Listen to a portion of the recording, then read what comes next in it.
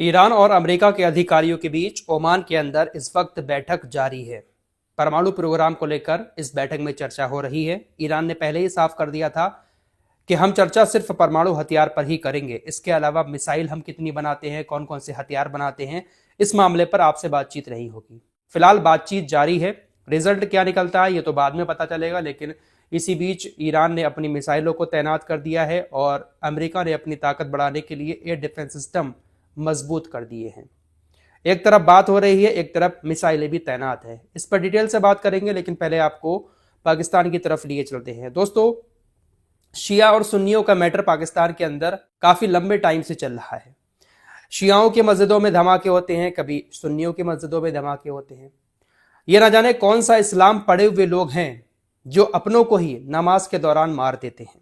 शिया सुन्नी की लड़ाई पाकिस्तान के अंदर बहुत टाइम से चल रही है। शिया मस्जिदों में बहुत सारे धमाके आए दिन होते रहते हैं। क्या ये जो धमाके करने वाले लोग हैं, जो अपने आप को सुन्नी कहते हैं या किसी और मसलक का बताते हैं, शियाओं की मस्जिद में जाकर धमाका करते हैं और उसमें नमाज पढ़ते हुए लोग मारे जाते हैं, क्या ये इस्लाम है? क्या ये हक पर हैं लोग? पाकिस्तान इसी तरह के मामलों को लेकर सबसे ज्यादा बर्बाद हुआ है। जो भी फिरका परस्ती उठती है वो ज्यादातर पाकिस्तान से ही उठती है। पाकिस्तान की राजधानी इस्लामाबाद के अंदर एक मस्जिद में, जहां पर इमाम बाड़ा भी बना हुआ था, जुमे की नमाज के वक्त एक धमाका होता है। 160 से ज्यादा लोग घायल बताए जा रहे हैं। घायलों की संख्या अभी और बढ़ेगी। 31 से 36 लोग अभी तक कंफर्म हो चुके हैं कि मौत हुई है। मौतों का आंकड़ा भी अभी बढ़ेगा। पहली नजर में जो बात सामने आ रही है उसमें यह कहा जा रहा है कि एक आत्मघाती ने अपने आप को वहां पर ब्लास्ट कर लिया, और यही पुराना पैटर्न है शिया मस्जिदों में जाकर हमले करने का। एक आत्मघाती हमलावर वहां पर जाता है और अपने आप को ब्लास्ट कर लेता है, और हर बार वहां पर लोगों की मौत होती है। तो ये कौन सा इस्लाम है, कौन सा दीन है, कौन सा मसलक है, कौन सा फिरका है? अल्लाह के घर को मस्जिद कहते हो और उसी अल्लाह के घर में जाकर अपने आप को ब्लास्ट करके जन्नत में जाने की चाह रखने वाले लोग, ये कौन सा इस्लाम फॉलो करते हैं? ऐसे लोगों का सिर्फ और सिर्फ ब्रेन वॉश किया जाता है। किसी को पैसे का लालच दे दिया जाता है तो किसी को जन्नत का लालच देकर बहका दिया जाता है, और फिर ऐसी हरकतें लोग करने लगते हैं। पाकिस्तान में शिया सुन्नी की लड़ाई चल रही है। मिडिल ईस्ट के अंदर भी शिया और सुन्नियों को हमेशा से लड़ाया जाता रहा, लेकिन अब ईरान थोड़ा सा दोस्ती का हाथ बढ़ा रहा है। शिया सुन्नी के नाम पर मिडिल ईस्ट को भी बांट दिया गया था। उधर अमेरिका और इजराइल जैसे देश बांट रहे थे। अब पाकिस्तान के अंदर कुछ ताकतें हैं जो अपने मसलक को आगे दिखाने के लिए, अपने फिरके को आगे बढ़ाने के लिए शिया और सुन्नियों को आपस में लड़ाते रहते हैं। शुरुआती रिपोर्ट्स में यह दावा किया जा रहा है कि यह आत्मघाती हमला ही था जिसमें ये लोग मारे गए हैं, क्योंकि इससे पहले भी जो मस्जिदों में धमाके हुए हैं शिया मस्जिदों में, वो आत्मघाती हमलावर के द्वारा ही किए गए थे। फिलहाल पुलिस अभी और इन्वेस्टिगेशन कर रही है। तो इस तरह से पाकिस्तान के अंदर चीजें होती रहती हैं, और इसी कट्टरपंथी के चलते हुए, इन्हीं सारी हरकतों के चलते हुए पाकिस्तान आज बहुत ज्यादा पीछे हो चुका है। पाकिस्तान अपने आप को इस्लामिक देश कहता तो है, लेकिन कितना इस्लाम को पाकिस्तान के लोग फॉलो कर रहे हैं आप सभी लोग सोशल मीडिया के जरिए देखते होंगे। कैसा नंगा नाच पाकिस्तान के अंदर हो रहा है। शादियों में जिस तरह के नंगे नाच पाकिस्तान के अंदर होते हैं, खुदा का शुक्र है हमारे देश के अंदर ऐसे नाच नहीं होते हैं। सोशल मीडिया पर सब कुछ आपने देखा होगा, कैसे मुजरे होते हैं। औरतें बैठी हैं, बच्चियां बैठी हैं, दाढ़ी वाले बुजुर्ग बैठे हैं, बड़े बड़े कुर्ते पजामे जुब्बे पहने हुए, और सामने लड़कियां नाच रही होती हैं। पाकिस्तान के मुजरे शादियों के बहुत सारे सोशल मीडिया पर आपके सामने भी आते होंगे। तो कौन सा इस्लाम पाकिस्तान फॉलो कर रहा है समझ नहीं आता है।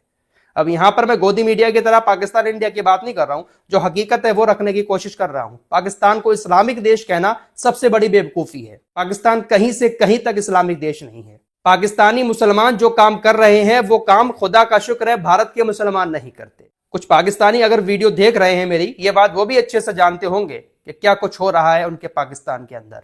इसलिए आप अपने पाकिस्तान को इस्लामिक मुल्क ना कहा करें तो बेहतर होगा। फिलहाल मिडिल ईस्ट की तरफ चलते हैं। ओमान के अंदर बातचीत हो रही है। न्यूक्लियर प्रोग्राम को लेकर यह बातचीत है।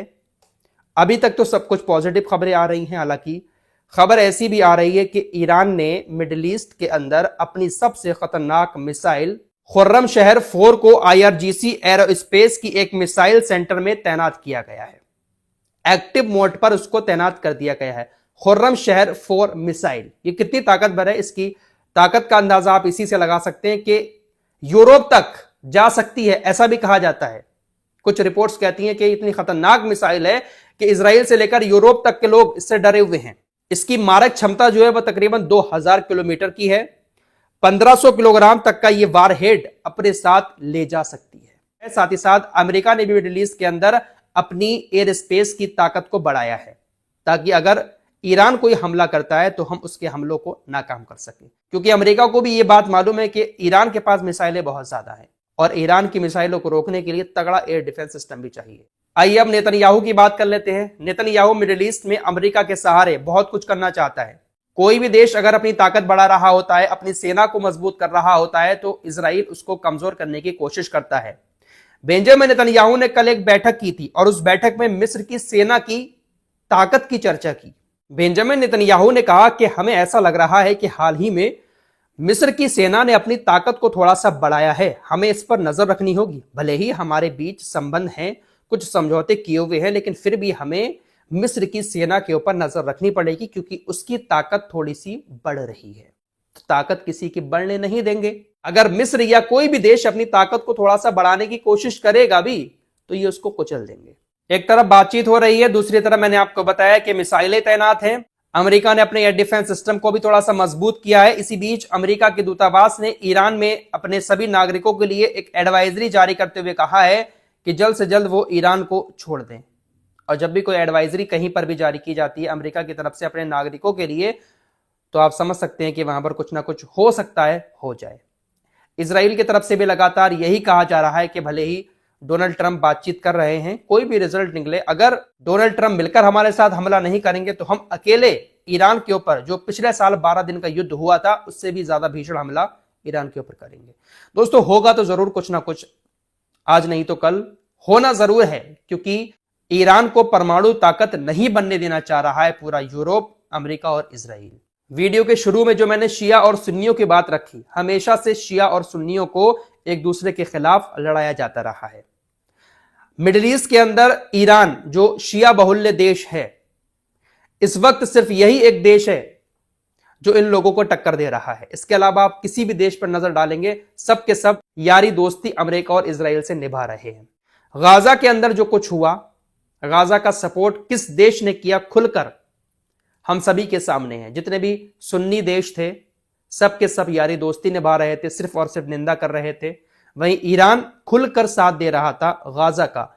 जो भी गाजा के अंदर हथियार पहुंच रहे थे, जो भी संगठन चल रहे थे, उनकी मदद कौन कर रहा था? ईरान ही तो कर रहा था।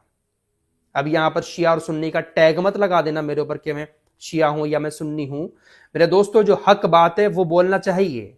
शिया और सुन्नियों के नाम पर हमेशा से कौम को बांटा जाता रहा है और यही सबसे बड़ी कमजोरी पूरी दुनिया के अंदर इस कौम की बनी है। पाकिस्तान के अंदर तो बहुत ज्यादा खून खराबा हुआ है शिया और सुन्नी के नाम पर। इस रिपोर्ट में इतना ही, कुछ और खबरों के साथ फिर हाजिर होऊंगा। अपना ख्याल रखिएगा। अल्लाह हाफिज।